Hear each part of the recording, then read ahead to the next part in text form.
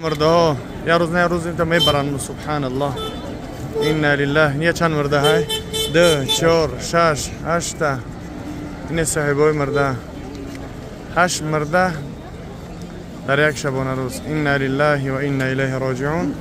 این میخیل ما و شمورم روز از روزها خواهیم تر کرد. اللهم اغفر لهم وارحمهم سبحان الله.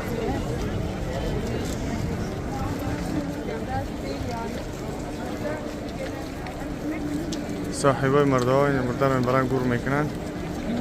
جنازه رو خورده میکنن که نمیمونن خطیم و شام بریم مکه مکرمه.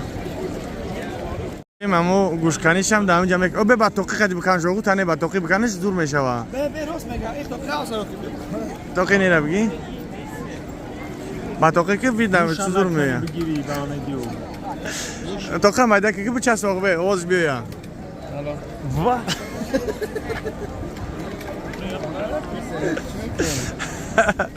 از شریف گوش گوش آخر کردیم عربای تو اسلام علیکم گوشه را سر کرده. این اکدمت که اگر که حاجی شریف حجام کنی بیا گوش کنی به پل با دعا البس دعاش خیلی دعا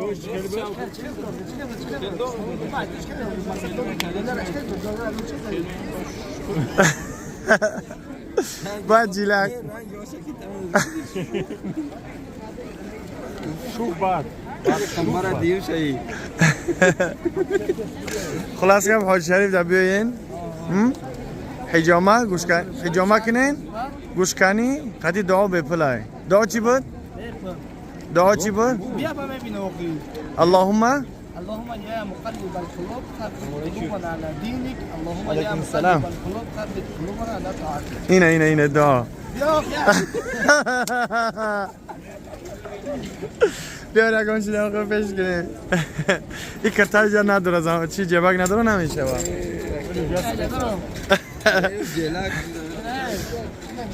اینه جمعش که اگر مردم به چه خیلی ماشاءالله بسیاره رفتن همیشه این بی این با 2 متر جهال بگیم که 1 متر با چه خیلی سبحان الله با داره 3 متر با داره 4 متر возле Кааба. Это второй этаж, люди делают таваф. Столько народа.